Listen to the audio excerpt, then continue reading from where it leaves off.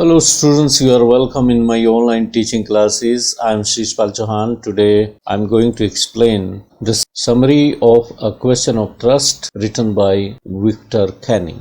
This story is about a thief who is cheated by another thief. ये कहानी एक चोर के बारे में है जो किसी अन्य चोर के द्वारा बेवकूफ बन जाता है, उसको चीट कर लिया जाता है. Thus the traditional saying about honor among thieves proves to be wrong. और इस प्रकार से जो एक सेइंग है, जो कहावत है, जो परंपरागत कहावत है कि चोरों में ऑनर होता है, चोरों में ईमानदारी होती है, ऑनेस्टी होती है, ये कहावत गलत साबित होती है. The thieves name is Horace डैनबी. चोर का नाम होरेस डैनबी है, whom everyone considers to be a good and honest citizen. और इसके आसपास के लोग, इसके सोसाइटी के लोग जिनको ये जानता है या जो लोग इसके कांटेक्ट में हैं, वो सब उसे एक ईमानदार नागरिक मानते हैं. ही इज 50 years old, 50 वर्ष का है ये, बट स्टिल अनमैरिड, परंतु अभी भी अनमैरिड है. He lives with a housekeeper who takes care of his health. एक हाउसकीपर के साथ रहता है जो उसके स्वास्थ्य का ध्यान रखती है. His health is generally very good except attacks of hay fever in summer season. सामान्य तौर पे उसका स्वास्थ्य ठीक है, परंतु गर्मियों के मौसम में उसे हे फीवर होता है, मतलब उसे घास से या फिर फूलों से एलर्जी है और उसे छींके आती है. His work of making locks is sufficiently profitable for him and he has 2 helpers in his work. काम क्या है? वो लॉक्स बनाने का काम करता है और ये काम उसका काफ़ी प्रॉफिटेबल भी है क्योंकि उसने 2 हेल्पर अपने साथ रखे हुए हैं. इस तरह से उसको रोजी रोटी कमाने में कोई दिक्कत नहीं है. On the whole, he is a good and respectable man, but he is not completely honest. कुल मिला के एक भला आदमी है, इज्जतदार आदमी है, परंतु पूर्ण रूप से ईमानदार नहीं है. Horace Danby is obsessed with the taste for reading expensive books. एक कमी है उसमें जो कि उसका ऑब्सेशन बन चुकी है, एक ऐसी आदत जिसे वो छोड़ नहीं सकता. ऑब्सेशन कहते हैं इसे. वो क्या है? कीमती पुस्तकें पढ़ते हैं. रीडिंग एक्सपेंसिव बुक्स, जो कीमती पुस्तकें हैं, जो भी मार्केट में महंगी से महंगी किताब आती है उसको पढ़ता है. To satisfy the hunger of reading expensive books he robs a safe every year. और इस भूख को संतुष्ट करने के लिए, अच्छी अच्छी पुस्तकें पढ़ने के लिए हर वर्ष वो एक सेफ लूटता है, मतलब कीमती ज्वेलरी, जो एक्सपेंसिव ज्वेलरी है, किसी की अलमारी से लूटता है. He is very careful in making plans for the robbery. और जब वो चोरी करने जाता है, लूटने जाता है किसी सेफ को, तो बहुत ही ध्यानपूर्वक वो काम करता है. It gives him a sufficient amount of money. और एक लूट में ही उसे काफ़ी पर्याप्त धन मिल जाता है, पर्याप्त पैसा उसको प्राप्त हो जाता है. To purchase expensive books with the help of an agent. और इस प्रकार से वो किसी एजेंट के माध्यम से कीमती पुस्तकें खरीद लेता है. Now the author Victor Canning takes the readers back in the past. अब लेखक हमें पाठकों को 15 वर्ष पहले के टाइम में ले जाता है. For the first time and the last time he had to serve in a prison library. और 15 साल पहले हुआ क्या था? उसको जेल जाना पड़ा था. पहली और अंतिम बार उसे जेल में जाना पड़ा था और एक प्रिजन लाइब्रेरी में सेवा करनी पड़ी थी, काम करना पड़ा था. As usual, he had studied everything of the house at Shotover Grange. पहले की भांति उस शॉर्टओवर ग्रेंज में उसको चोरी करनी थी, सेफ को तोड़ना था, सेफ के ताले को तोड़ के उसमें गहने रखे हुए थे कीमती, उनको लूटना था. तो पहले की तरह उसने इस मकान की अच्छी तरह से रेकी की थी, स्टडी की थी. He had been studying its room wiring, its paths and garden. और पिछले एक सप्ताह से वो इस मकान के कमरों को स्टडी कर रहा था, उनकी वायरिंग को, उसके रास्ते और बाग को, जो बगीचा था उसको भी स्टडी कर रहा था. On the day Horace went to commit the theft at Shortover Grange, the family was out in London for a month. जिस दिन इसे शॉर्टओवर ग्रेंज में चोरी करने जाना था, इसकी जानकारी के मुताबिक परिवार पिछले एक महीने से लंदन में रह रहा था. The two servants who always remained there went to watch movies, और इस मकान के दो नौकर थे जो हमेशा मकान में रहते थे, वो फिल्म देखने चले गए थे। कहने का मतलब यह है कि आज घर में कोई नहीं था। Now he came from behind the wall of the garden with his tools into A bag hung on his back. अब वो बाग की दीवार से फांद के मकान के अंदर प्रवेश करता है और एक बैग में उसने टूल्स रखे हुए हैं और उस बैग को अपनी पीठ से लटकाया हुआ है। He knew that in the safe of the Grange house there were jewels valuing about 15,000 pounds. उसे भली भांति पता था कि ये जो सेफ है ग्रेंज हाउस में, तो इस सेफ में पूरे 15,000 पाउंड के कीमती जेवरात हैं। If he sold them one by one, अगर वह उनको एक एक करके बेचता है, he hoped to get at least 5,000 pounds and it was all sufficient to last for one another year. अगर एक एक करके वो इनको बेचे तो 5,000 पाउंड उसे मिल जाएंगे और एक वर्ष के लिए ये सफिशिएंट पैसा था, पर्याप्त पैसा था एक वर्ष के लिए पुस्तकें खरीदने के लिए। He put the pair of gloves, took the key and opened the gate. और दस्ताने पहने, चाबी ली और दरवाजा खोला। He was always very alert about his moves. अपने कार्यों में वो बहुत ही अलर्ट था। He didn't want to leave any fingerprints anywhere. अपने कोई फिंगरप्रिंट्स वो छोड़ना नहीं चाहता था। He had also made friendship with the dog Sherry. और घर का जो कुत्ता था उसको नाम से जानता था, नाम से पुकारा, उससे पहले ही वो मित्रता कर चुका था। The safe was in the drawing room, safe drawing room में थी, just behind a poor painting, और पुअर पेंटिंग एक पुरानी सी पेंटिंग थी, उसके पीछे वो सेफ थी। Some flowers were also placed in a bowl on the table, table के ऊपर एक बाउल था जिसमें कुछ फूल थे। So he felt some tickle in his nose, अपने नाक में उसे कुछ गुदगुदी महसूस हुई, टिकल महसूस हुई। Then all of a sudden he sneezed, फिर अचानक उसने छींका, स्नीज किया। After that he put his bag on the floor and started arranging his tools, इसके पश्चात उसने बैग को फ्लोर पे, फर्श पे रखा और अपने औजारों को अरेंज करने लगा।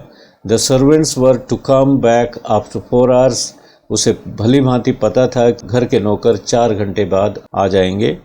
In the mean time he had also cut the alarm wire, इस दौरान उसने अलार्म वायर को भी काट दिया था। After that he sneezed again as the smell of the flowers again tickled his nose, इसके पश्चात उसके नाक में दोबारा गुदगुदी हुई और उसने एक बार फिर छींका। We also come to know from the text that Horace Danby had come to know about the house from an article that was published in a magazine describing everything about the house with full plan of the rooms and also the picture of this house. हमें इस बात का भी पता लगता है text पढ़ के कि होरेस डैनबाई को इस मकान के बारे में कहाँ से पता लगा। एक मैगजीन में आर्टिकल छपा था जिसमें इस घर की हर चीज़ को डिस्क्राइब किया गया था, कमरों की पूरी प्लान दिखाई गई थी, पूरा नक्शा दिखाया गया था और इस मकान की एक तस्वीर भी उस मैगजीन में छपी थी। The flowers in the bowl on the table were still creating hurdle in his work, और अभी भी जो फूल बाउल में रखे हुए थे टेबल के ऊपर, वो उनकी जो स्मेल थी इसके नाक में गुदगुदी पैदा कर रही थी और उसको अपने कार्यों में रुकावट महसूस हो रही थी। So he covered his nose with a handkerchief, इसलिए अपने नाक को उसने एक रुमाल के साथ ढक लिया। Then a voice from behind said, अचानक ही पीछे से एक आवाज आई, what's it, a cold or a hay fever? Without thinking who could be the person speaking to him about hay fever, he uttered hay fever and sneezed again. बिना जाने कि पीछे कौन व्यक्ति उससे बात कर रहा है, उसने अनजाने में कह दिया कि hay fever और फिर छींका। It was a woman's voice, ये एक महिला की आवाज़ थी। Who advised him to consult a doctor if he wanted to be serious about his work. उस महिला ने उसे सलाह दी कि यदि वो अपने कार्य में सीरियस होना चाहता है तो उसको डॉक्टर की सलाह लेनी चाहिए। She also told him that she was the owner who lived on the top of the house. और बातों बातों में उस महिला ने होरेस डैनबी को ये भी बता दिया कि वो इस मकान की मालकिन है और ऊपर छत पे रहती है। Where from she heard him sneeze, जहाँ से उसने उसको छींकते हुए सुना था। The woman stood in the doorway and the dog was rubbing itself against her. ये महिला दरवाजे के बीचों बीच खड़ी थी और डॉग शरी भी उसके साथ खड़ा था और अपनी पीठ को वो उसकी लेग्स के साथ रगड़ रहा था। There was firmness in her voice. उसकी आवाज़ में एक firmness थी, एक मजबूती थी। She was young, quite pretty and dressed in red. नौजवान थी, सुंदर थी और लाल रंग की ड्रेस पहनी हुई थी। She tried to convey to Horace Danby that the family had just returned after 1 month. और होरेस को ये बात वो समझाना चाह रही थी कि मकान की जो परिवार वाले हैं वो 1 महीने से लंदन थे, तो आज वो वापस आ चुके थे। However, I came back just in time, though I didn't expect to meet a burglar. और कह रही थी कि ये तो अच्छा हुआ कि मैं समय पे आ गई और मुझे ऐसी उम्मीद नहीं थी कि मैं अपने घर में एक बर्गलर को पाऊंगी। Horace at once understood that the woman was kind and he could get some exemption if he treated her the right way. Horace डैनबी एकदम समझ गया कि महिला दयावान है, अगर उसने उसके साथ व्यवहार अच्छा किया तो उसे कुछ राहत मिल सकती है। Then he said, I didn't expect to meet one of the family. मुझे भी उम्मीद नहीं थी कि कोई परिवार वाला मुझे घर में मिलेगा। She also warned him of calling the police if he tried to run. उस महिला ने उसे चेतावनी दी कि यदि उसने भागने की कोशिश की तो वो पुलिस को बुला लेगी। Horace Danby was caught in a difficult situation and he suggested to her that she should forget about him. और होरेस डैनबी अब एक मुसीबत में फंस चुका था और बातों बातों में उसने सुझाव दिया महिला को कि वो उसके बारे में भूल जाए। That made the woman angry. इस बात से वह महिला नाराज हो गई, गुस्से में आ गई। She made her voice sharp and said, अपनी आवाज़ में तीखापन लाते हुए कहने लगी, Why should I? You were going to rob me. If I let you, you will only rob someone else. Society must be protected from men like you. कहती है कि मैं तुम्हें क्यों जाने दूं, क्यों तुम्हारे बारे में भूल जाऊं। तुम मुझे लूटने जा रहे थे, अगर तुम जैसे लोगों को मैं छोड़ दूंगी तुम सोसाइटी में किसी दूसरे व्यक्ति को लूटोगी और तुम जैसे लोगों से समाज का बचाव होना चाहिए। After that, Horace said that he was not such a man as threatened society. इसके पश्चात होरेस उस महिला को बताता है कि वह इस प्रकार का व्यक्ति नहीं है जो समाज के लिए एक खतरा हो। He added that he stole from those who had a lot of money. कहता है कि उनके घर में चोरी करता है जो लोग पहले से ही अमीर हैं, जिनके पास काफ़ी पैसा है। He also told that he hated the thought of prison. और बातों बातों में ये भी बता दिया कि उसे जेल जाने से घृणा है, जेल जाना नहीं चाहता। It means he was afraid of going to prison. इसका अभिप्राय यह था कि उसे जेल जाने से डर लगता था। Then the woman relented and came to him saying that she always liked wrong kind of people. फिर वो महिला थोड़ी नरम पड़ी, रिलेंट किया उसने और उसके पास आई और कहने लगी कि उसे गलत प्रकार के लोग पसंद है। She picked up a silver box from the table and took a cigarette from it. फिर उस महिला ने टेबल से, मेज से एक चांदी की डिब्बी उठाई, उसमें से एक सिगरेट निकाली। Horace, feeling excited to please her, removed his gloves and gave her his lighter. Lighter नहीं था तो उस महिला को खुश करने के लिए होरेस ने अपने दस्ताने उतारे और अपनी जेब से लाइटर उसको सौंप दिया। He also asked her if she would let him go. फिर उससे बातों बातों में पूछने लगा क्या वो उसे जाने देगी। She replied that she could do so if he did her some favor. तो उस महिला ने उसे कहा कि वो उसे जाने देगी बशर्ते वो उसके लिए कुछ काम करे। She told her to open the safe because she had forgot the number of the lock and she urgently needed to wear the jewels for a party. उस महिला ने उसे सेफ को खोलने के लिए कहा और ये भी कहा कि वह सेफ के लॉक का नंबर भूल गई है और आज उसे वो गहने ज़रूरी पहनने।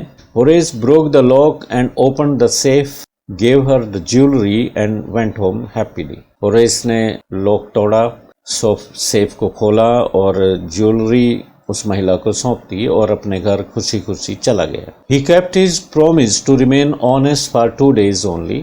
उस महिला से उसने वादा किया था कि आज के बाद वो किसी के साथ बेईमाना नहीं करेगा, चोरी नहीं करेगा, परंतु होरेस डेनबी ने ये वादा सिर्फ 2 दिन तक निभाया। On the third day he thought of robbing a safe to purchase the books he wanted to read. तीसरे दिन उसके मन में फिर किसी सेफ को लूटने का इरादा आ गया। The writer says that he could never get that chance. लेखक कहते हैं कि किसी दूसरी सेफ को लूटने का उसे मौका फिर कभी नहीं मिला। By noon of the third day, a policeman came to arrest him for the jewel robbery at Shotover Grange. क्योंकि तीसरे दिन की दोपहर होते होते उसके घर में एक पुलिसमैन आया और होरेस को कहने लगा कि तुझे ज्यूल रॉबरी के जुर्म में गिरफ्तार किया जाता है जो तुमने शॉटओवर ग्रेंज में की थी। Let me reveal the mystery now. अब मैं आपको ये रहस्य रिवील करता हूँ, ये रहस्य खोलता हूँ। The woman who made Horace open the safe was another thief. जिस महिला ने होरेस डेनबी को धोखा दिया, उससे सेफ खुलवाई, वो भी एक चोरनी थी। Horace was excited to please her so that he could let her go home without being sent to prison. Horace excited हो गया था और उसने अपने दस्ताने उतार के उसे लाइटर दिया और ये गलती उससे हो गई। So he had removed his gloves before he gave his lighter to her. Lighter देने से पहले उसने ग्लव्स उतार दिए थे। Then in excitement he forgot to wear the gloves before touching the safe while breaking the lock. फिर lock तोड़ने से पहले उसने ग्लव्स नहीं पहने, उनको पहनना भूल गया। Thus he left his fingerprints at the safe that led to his arrest. इस तरह से उसने उस अलमीरा पे अपने फिंगरप्रिंट छोड़ दिए जिसकी वजह से उसे जेल हुई। Moreover he had left his finger marks at the safe that led him to his arrest. Moreover he had left his finger marks all over the room. और इसके पश्चात ग्लव्स उतारने के बाद जो जो उसने वस्तुएं छुई, कमरे में जो जो सामान रखा था, जो भी उसने छुआ, सभी पे उसके फिंगर मार्क्स थे। When Horace Denby explained to the police that he had opened the safe at the instance of the owner of the house, he was immediately snubbed by an old woman, the real owner of the house at Shotover Grange. और जब वो police को explain करने लगा कि उसने उस safe को, उस लॉक को उस मकान की मालकिन के कहने पर तोड़ा, तो तुरंत ही एक वृद्ध महिला ने उसे डांटा जो इस मकान की शॉटओवर ग्रेंज वाले मकान की मालकिन थी। She was a grey-haired, sharp-tongued woman of 60 and said that Horace was speaking nonsense about the owner of the house. उस महिला के सफेद बाल थे, तेज तर्रार महिला थी, 60 वर्ष की, जुबान बहुत तेज थी और होरेस उसके घर के बारे में जो भी कहानी बता रहा था, वो महिला उसे कह रही थी ये सब कुछ बकवास कर रहा है। After that Horace Denby had to go to prison. इसके पश्चात होरेस डेनबी को जेल जाना पड़ा, where he serves as the assistant librarian. लेखक कहते हैं कि अब वो असिस्टेंट लाइब्रेरियन के रूप में वहाँ काम करते हैं। He often thinks of that charming and clever lady. और अक्सर उस सुंदर सी और चालाक सी महिला के बारे में सोचता है, who was in the same profession, जो उसी के पेशे में थी। If anyone talks to him about honor among thieves, he gets angry. यदि कोई ये बात कहता है कि चोरों में ईमानदारी होती है तो उसे गुस्सा आता है। तो प्यारे विद्यार्थियों, इस तरह से ये कहानी समाप्त हो जाती है और मैं किसी और कहानी के साथ फिर आऊंगा। Till then have a nice day. Thank you.